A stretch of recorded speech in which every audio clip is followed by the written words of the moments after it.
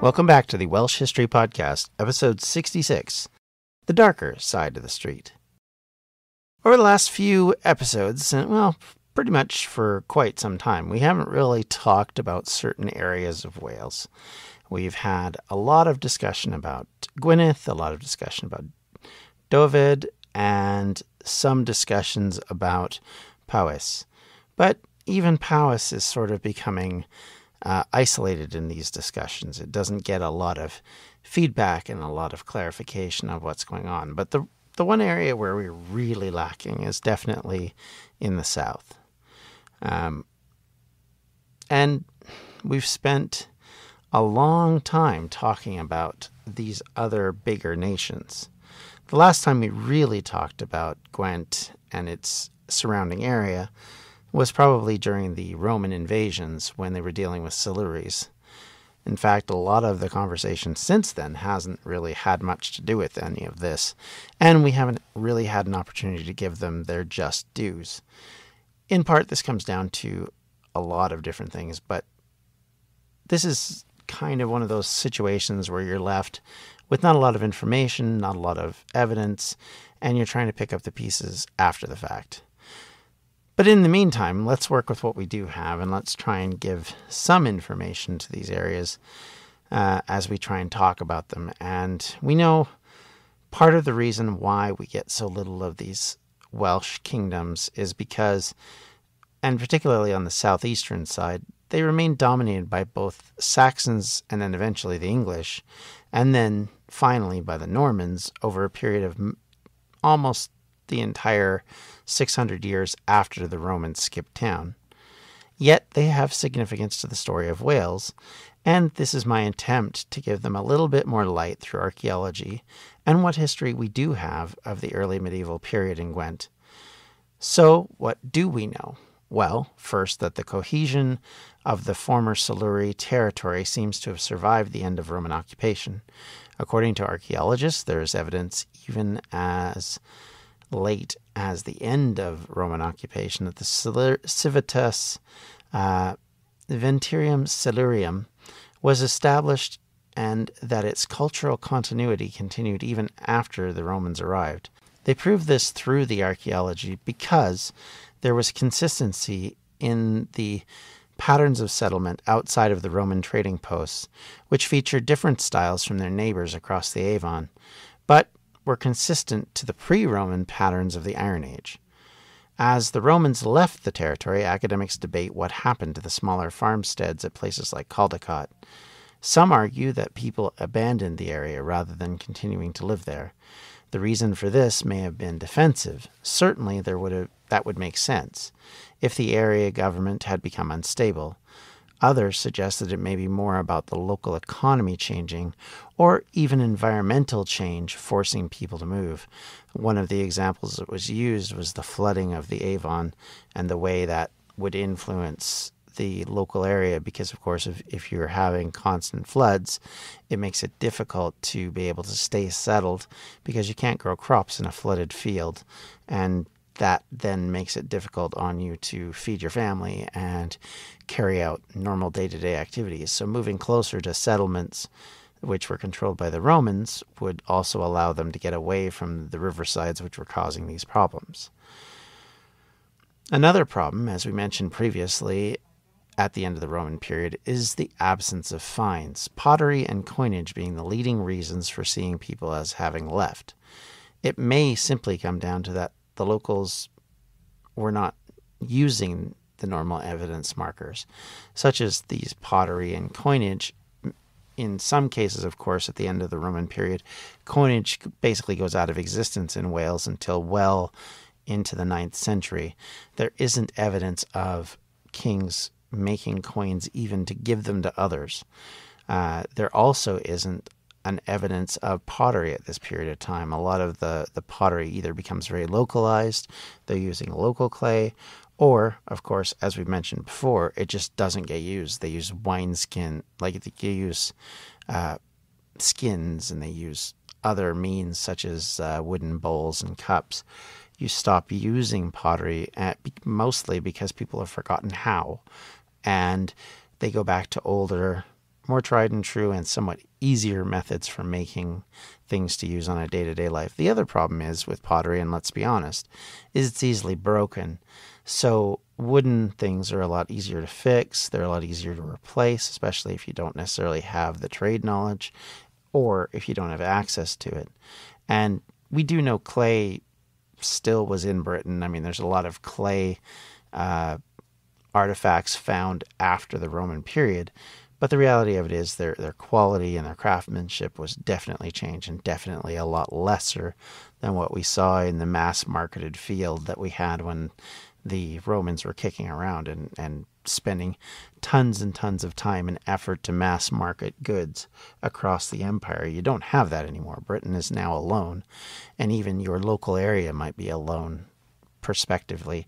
So you may not have the opportunity to make mass goods. So the need to be quality craftsmen may have gone with that. And of course, like I said, you probably lost some of those people who used to do that. And when you lose people like that, it then takes all of this down. Even as the lifestyle changed, the buildings' use also changed, but they didn't change as quickly as one might have thought. Larger buildings in places like Caerleon, for example, remained in use long after the Romans left. The main building, for example, was possibly still in use well into the Norman period. The idea that these buildings remain important marks on the landscape must have impressed in people a sense of continuity with the past, a link to a different age, you might say. I often think about the time I went and spent a couple of weeks in a repurposed stable, which was built around 1000 AD in Aberystwyth area. It was a waypoint at one point for pilgrims and others heading to the Strata Florida Abbey. Now, it was a house which had a family living in a very modern way. However, the 2-foot thick windowsills acted as a reminder that we're still living in a small, old, ancient building. And for a North American who's not used to that, it was fantastic.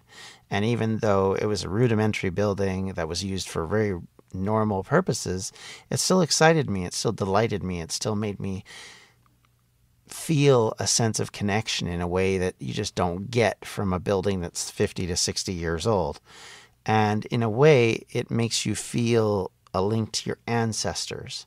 And certainly when you see these grand Roman buildings, even kicking around as they may have done at this period, 1,000 years on from their construction, looking rough, having bits fallen off, having some parts repurposed, having other pieces been ripped out of other buildings to the point where there's not much left of them, but still having enough remnants around that they were still usable buildings, must have felt important and must have felt a significant window into your ancestral past, which would explain why they were torn down.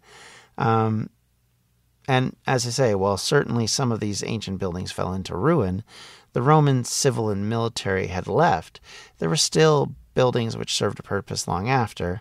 One of the reasons that academics see these Roman buildings being knocked down, and what I was pointing to earlier, may simply come down to them being symbols of Welsh independence. If, as some think, these buildings were being used by Welsh monarchs in Gwent and Glywysing, and throughout even up to the middle of the medieval period, in that 1066 period, it would make sense to tear down that building because it becomes a symbol. It's a way to take power from the building and thus take power of the idea of independence, the idea of being separate. You have a new order here, and it is here to stay. The Normans possibly saw it as a way to create the same kind of influence as their later castles did in southeast Wales, where they built these structures to symbolize both their control, but also to take control away from the local people. And to be fair, if you think about it from the standpoint of going back to my building in Aberystwyth, that link to the past that you have there, if you can show that this past is no longer linked to your future through tearing down this symbol, it makes it a whole lot easier to push your agenda, to push your ideals forward. And to be fair, it gives you a sense of control. When you build these fantastic new castles that people had not really seen in Britain to this point, it also develops this sense of here's the future, here's the new, here's the fantastic. You think about buildings in major cities these days, and I know in North America this is the case, and probably to some extent in all of Europe as well. When a new building gets built, even if it's... The Battle of Waterloo was one of the most famous turning points in world history. But what happened next? My name's David Montgomery, and I'm the host of The Siècle, a history podcast that tackles exactly that. Join me as I cover France's overlooked century in between Napoleon and World War I. The Siècle, spelled S-I-E-C-L-E, is part of the Evergreen Podcast Network and can be found wherever you get podcasts. History is the greatest adventure story. But does it ever leave you wondering what the women were doing all that time?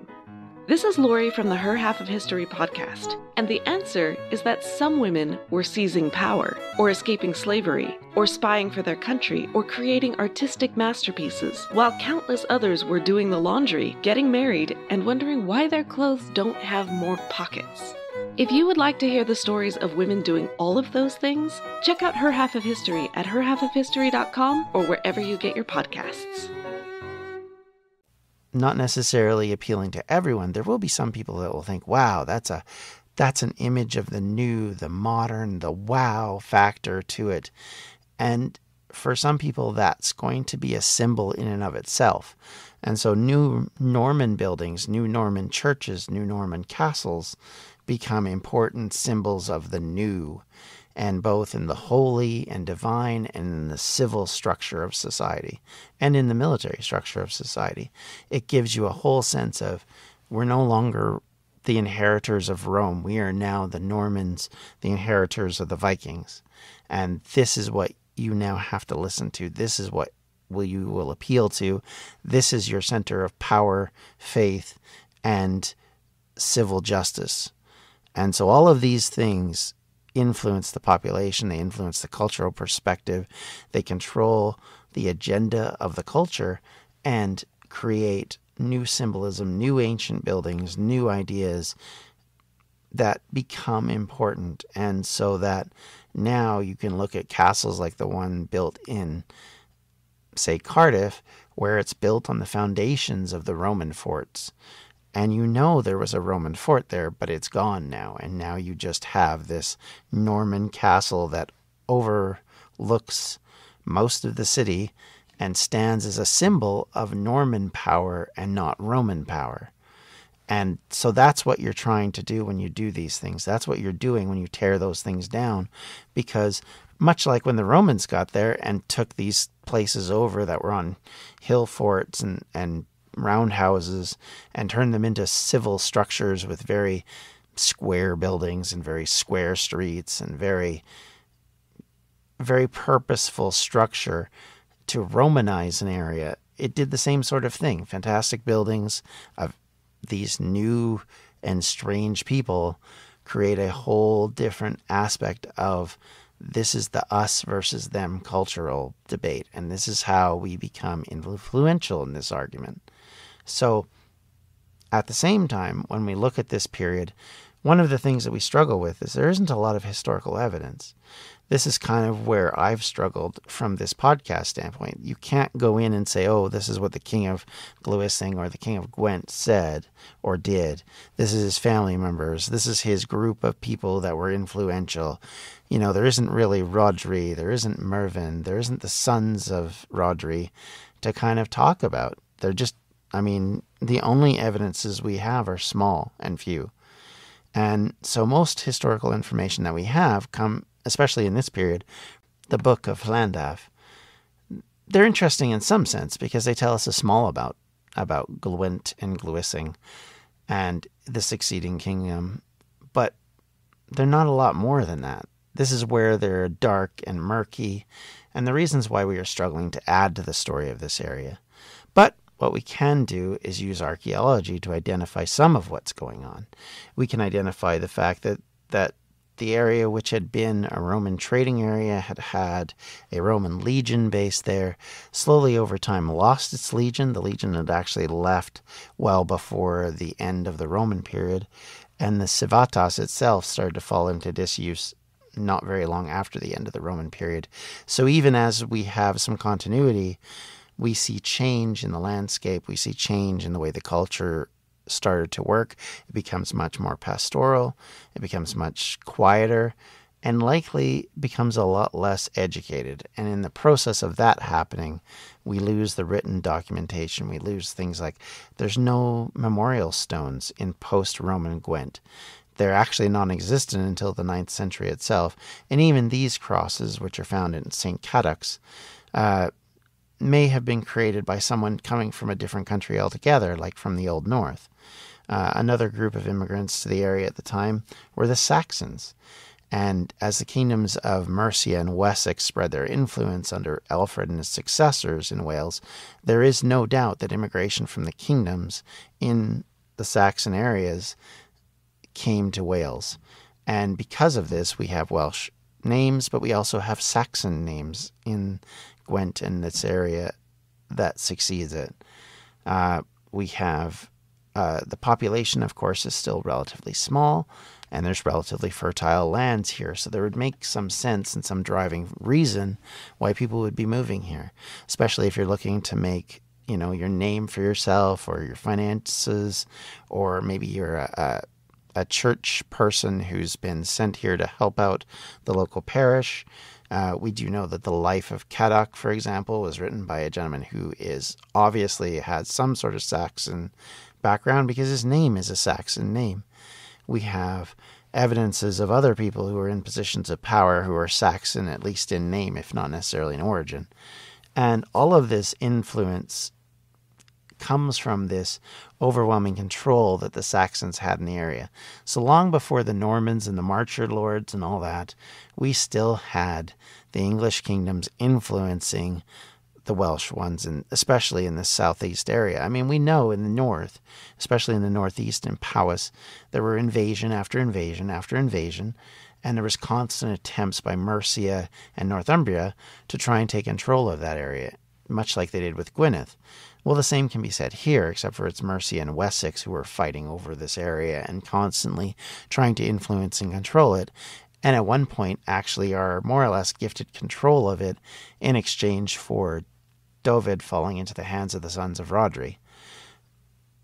The reality is it makes it very difficult then to be able to get a Welsh perspective here, simply because there isn't a large portion of society which is speaking a language that they're actually writing down. There isn't a lot of remnants of buildings, remnants of facilities here. The church is small by comparison to some of the areas. There isn't while monastic buildings will develop here, they develop after this period and closer to the Norman period. We don't have the same level of religious worship here that we will have in the later periods post the Norman invasion. And the reality of it is, because of all that, we lose a lot. We have stories. We have a lot of Arthurian stories that are written, which have some relationship to the area. There's talks of stories of pigs that would wander the world and leave remnants and evidences of why something grows well in a certain area. And these stories are wonderful. They can give us glimpses into some of it, but they don't give us everything we want, and certainly don't give us a full and historic sense of what's going on. And we know this is a problem all through Wales at this time period. There isn't a lot of evidence, and most of the evidence we do have is written from one perspective, typically Gwynedd, sometimes from Dovid, but almost nothing from the other kingdoms. And so we're forced into this position where we can pick up bits and pieces. We can take archaeological evidence. We can talk about that.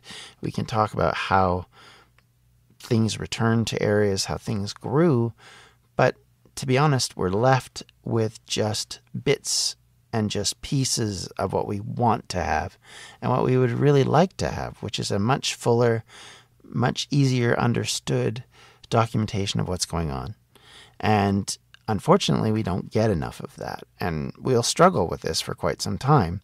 And like I said, we will have things that will help out. We'll have the Land of Morgan, which will help us understand some things, or Maganui, Sorry, I'm probably destroying that. But even that is murky, and a lot of this is murky. So when I say we're talking about the darker side of the street, we're talking from a historical standpoint. There's just not loads of evidence. We know that there's charters where kings of Gwent and in succeeding kings signed off. The king of Morgan Nui is considered to be the senior king at a meeting for Alfred's successors, and yet we don't know a lot about him. We know that they signed off and agreed to work with Alfred. We know that they were influential with him in some ways, but we don't know more than that. We know some names of the kings, we know some of the information, but from a historical standpoint, we really don't come back to these people enough. And fundamentally, this just comes down to a lack of information. And hopefully, as we get into further periods and we can go much further into detail, you'll get a much better understanding of what's going on in this part of Wales. And you and I will be able to talk about them with some sense of confidence over what's going on. All we can do right now is guess a lot of this and make suppositions based on archaeological evidence, which is great. And it does add to the story, but it doesn't give us a full and complete story of what's going on. But for now, we're going to have to leave that there. Thank you for listening. We are 2 weeks away from our live stream, and you may have heard the ad at the beginning of this episode. It'll probably go out one more time for the next recording, but that'll be it. If you would like to help us out, we would really appreciate a donation. We're really, really, really wanting to get to our target. We're closing in, but we still have a long way to go. So if you can help us out, that would be brilliant. And you can do that at distractionsmedia.com/donations. If you click on the donations button, that'll take you to the link, which actually gives you the ability to pay and donate that way. And it doesn't go to us, it goes to the charity, which is what I like about it. We are not the party collecting the money, it's to the charity itself. So all of that can be done with PayPal, credit card, whatever you have to hand. And thank you guys so much for listening. We'll talk to you later. Take care. Bye. Hello, this is Gary Chahot welcoming you to check out the French History Podcast. Our main show covers the history of France from the first humans until present. If you liked Mike Duncan's The History of Rome and wanted a similar program covering the land of beauty, culture, and love, we are exactly that.